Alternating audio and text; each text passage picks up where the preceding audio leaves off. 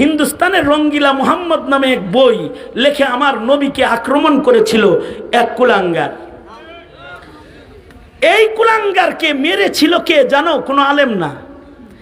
এই কুলাঙ্গারকে হত্যা করেছিল হিন্দুস্তানের এক কাঠুরিয়া কাঠমিস্ত্রি। ডক্টর ইকবাল তখন জীবিত আছেন, আল্লামা ইকবাল জীবিত। এই কাঠুরিয়া যখন মেরে ফেললো, হেরে এরা তো ধরে নিয়ে গেল হিন্দুস্তানের সরকার আদালতে। উকিলরা তাকে বলল যে তুমি খালি বলবা যে আমার মাথা ঠিক ছিল না, তাহলে তুমি বেকসুর, খালাস। উকিল শিখায়া দিল বলবা মাথা ঠিক ছিল না। সে যখন আদালতে দাঁড়ালো, সে বলল, মাননীয় বিচারপতি, আমি একজন মুসলিম হিসাবে আমার নবীকে আঘাত করার কারণে আমার ঈমান দোলা দিয়েছে। আমি সুস্থ সজ্ঞানে নিজের হাতে আমার নবীর অপমানকারীর গর্দান নিজের হাতে সুস্থ সজ্ঞানে আমি হত্যা করেছি তাকে। এই স্বীকারোক্তি সে আদালতে দিল। আদালতে দেওয়ার পরে হিন্দুস্তানের আদালত তো তারে ফাঁসি দিয়ে দিল। তো সে যখন নামলো কাঠগড়ার থেকে, তাকে উকিলরা জিজ্ঞাসা করে, এই তুমি এই কথাটা না কয়ে এটা বললেই তো পারতা যে আমার মাথাটা ঠিক ছিল না, তাহলে তো তোমার ফাঁসি হয় না। কয় তোমরা বলো এ কথা বলতে যে মাথা ঠিক ছিল না, কিন্তু গত রাতে আল্লাহর রসুল এসে আমাকে বলছে তুই আমার ইজ্জত রক্ষা করছাস, আমি তোর অপেক্ষায় আছি, তুই আসলে আমার পক্ষ থেকে আমি তোকে ইস্তেকবাল জানাবো। আমার নবী বয়ে রয়েছে ইস্তেকবাল দিতে, আর তোমরা আমার ওইখানে কও। তাইলে বুঝবে নাস্তিকতা এটা মুসলমানের কাজ না। ইসলামে নাস্তিকতার শাস্তি হলো, জোরে আওয়াজ করে বলেন, এখন ইসলামী হুকুমত না দেশে, তাই ফাঁসি দেওয়া হয় না। কিন্তু কবরে গেলে, কবরে যাওয়ার সাথে সাথে কি শুরু হয়ে যাবে, ঠিক না বে ঠিক? জোরে আওয়াজ করে বলেন। কারণ কবরে নেতাকে এটা না জিগাইলেও নবীকে এটা কিন্তু কবরে যাওয়ার সাথে সাথে জিজ্ঞাসা করা হবে। এইগুলা হলো ঈমান। এখন প্রজন্মের সন্তানের যদি এই ঈমানগুলা সহি না হয়, এই যে ছোট ছোট বাচ্চারা আসছে, মনে করেন ওই যে ওরা স্কুলে পড়ে, ও মাদ্রাসায় পড়ে না, পোশাক দেখে মনে হয় স্কুলে পড়ে, এরকম যারা স্কুলে আছে, ওদের আজকের কথাগুলো মনে থাকবে যে কাদিয়ানীরা কাফের। ওর পড়ার দরকার নাই, ও তো ওয়াজে স্লোগান দিয়েই শিখছে কাদিয়ানীরা কাফের। স্লোগান দিয়ে রাজাকার বানাইবার চেষ্টা করছে কত মানুষ রে। কি কথা কও না কেন? রাজাকার কি পড়ায় রাজাকার বানাইছে? স্লোগান দিয়ে রাজাকার বানাইছে। মানে টুপি দেখলেই কয় রাজাকার, রাজাকার, টুপি দেখলে কয় রাজাকার, দাড়ি দেখলে কয় রাজাকার, ছোট ছোট বাচ্চারে কয় রাজাকারের বাচ্চা। মুখের কথা দিয়া মানে দিনদারকে রাজাকার বানাইবার চেষ্টা করেছে, মুখের কথা দিয়া। ৭২ সাল থেকে আমাদেরকে রাজাকার বলে, যারা দাড়ি টুপি তা করে কয় রাজাকারের বাচ্চা। ৭২ সাল থেকে একেবারে। এমনকি এই বিগত দিনে এই রাজাকার নাটক নির্মিত হয়েছিল, রাজাকার নাটক। এই রাজা, আচ্ছা আমার প্রশ্নের উত্তর দিলে আমি খুশি হব। আমি খুশি না, খালি আল্লাহ খুশি হইব।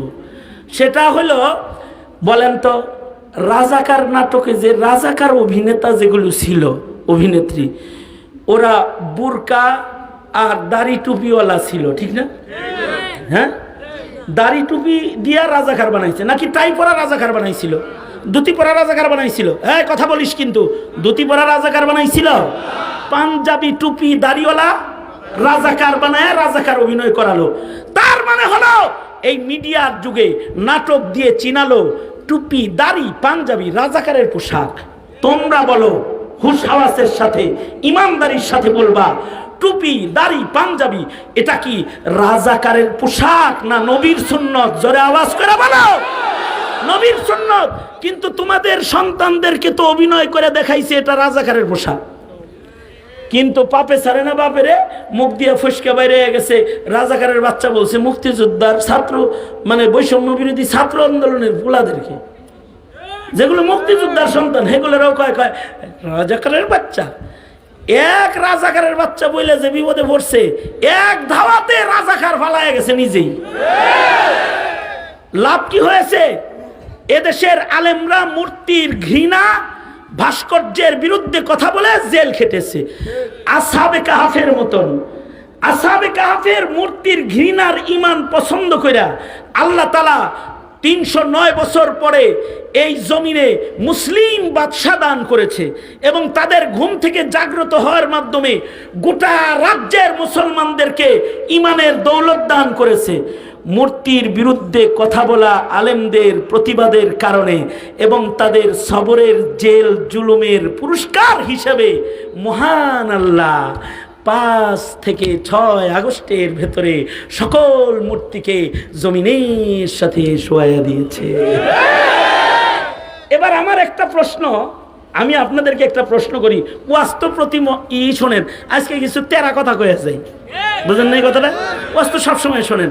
আমার একটা প্রশ্ন, আপনারা বলেন তো, এই যে দেশের হাজার হাজার মূর্তিগুলা শুইল, এই মূর্তিগুলা নিশ্চয়ই মুহিবুল্লাহ বাবুনগরী সাহেব ভাঙছে, মামুনুল হক তো কিছু ভাঙছে, আর ফয়জুল করিম সাহেব তো অল্প কিছু ভাঙছে, পীর সাহেব চরমনাই কিছু ভাঙছে, নানুপুরের বিশ্বাস কিছু ভাঙছে না, মধুপুরের বিশ্বাসও কিছু ভাঙছে, খালিদ সাইফুল্লাহ 3-4টা ভাঙছে, আর মৌলানা আকরাম 2টা ভাঙছে, আর এই মাদ্রাসার মোহতামিম সাহেব 3টা ভাঙছে।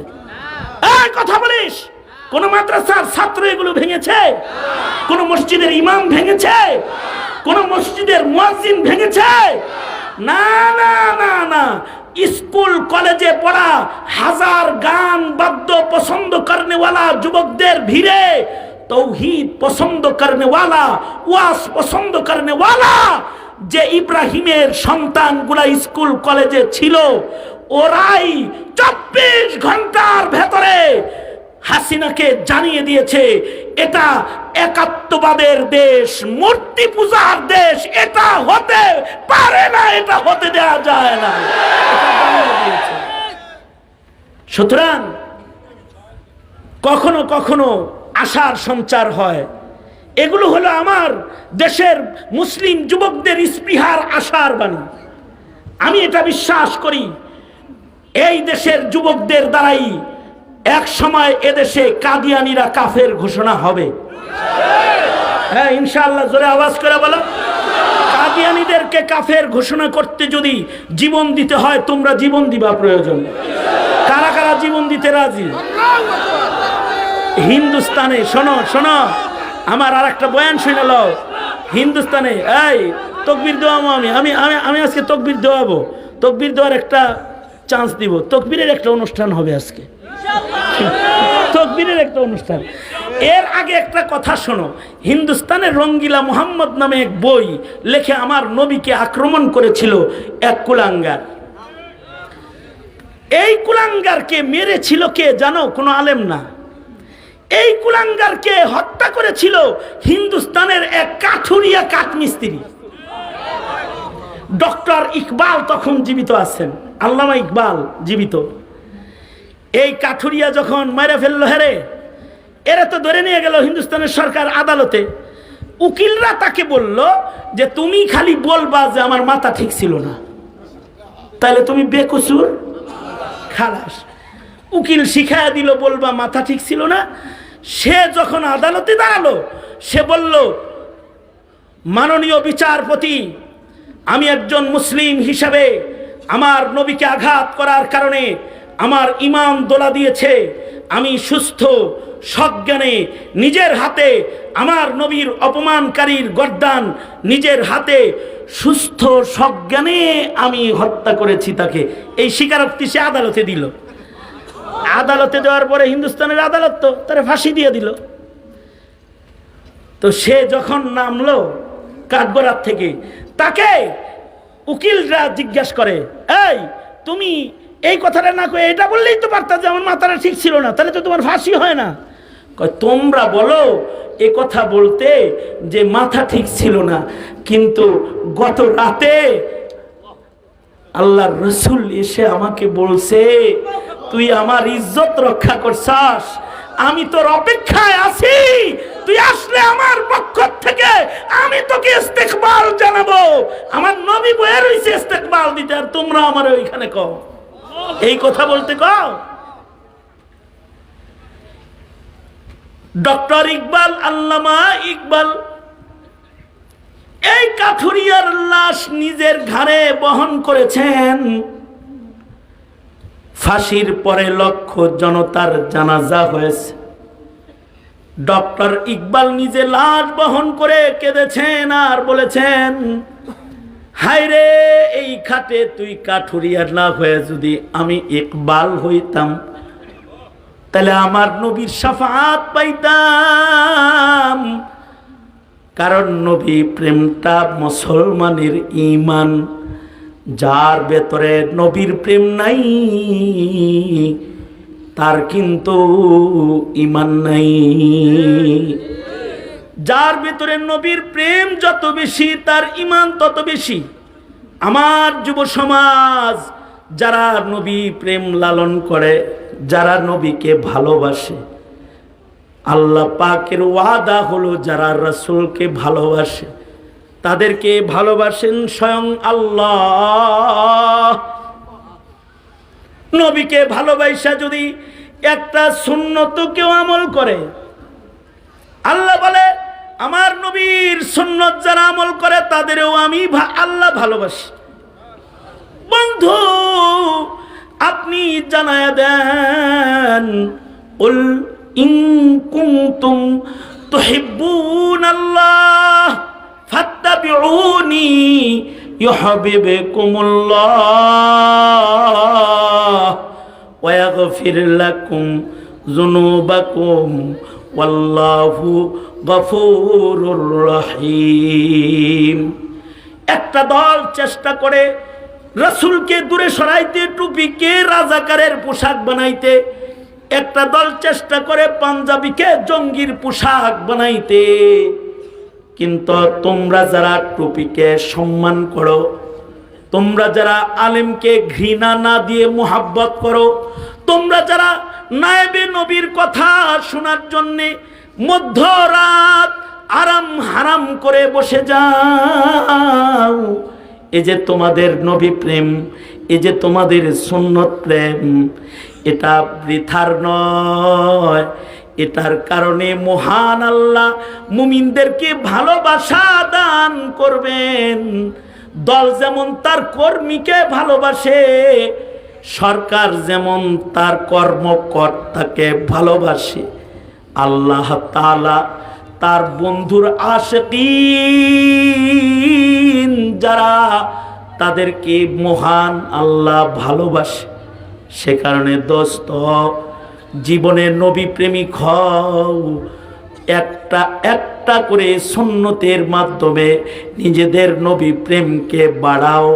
নবী প্রেম বাড়াইতে, আমল শিখতে আসন্ন বিশ্ব ইজতেমা উলামাদের মাতাহাত 31 থেকে 2 তারিখ পর্যন্ত আলেমদের মাতাহাতে সুন্নত জিন্দা, আমল জিন্দা, আল্লাহ আল্লাহর রাসূলের মুহাব্বত জিন্দার যে ইজতেমা সামনে এসেছে, এই ইজতেমাকে সফল করে আল্লাহ আল্লাহর নবীর মুহাব্বত প্রকাশ করতে সবাই রাজি আছো তো ইনশাআল্লাহ? আর আমি যে কর্মসূচি তোমাদেরকে দিয়েছি, তোমরা যদি টাকার মালিক হও পাকা গেট করবা। বাড়ির গেটটা কি করবা? বয়ে রয়েছে, ঠিক আছে তো? লেখবা তো, লেখবা তো? কি লেখবা? কি লেখবা?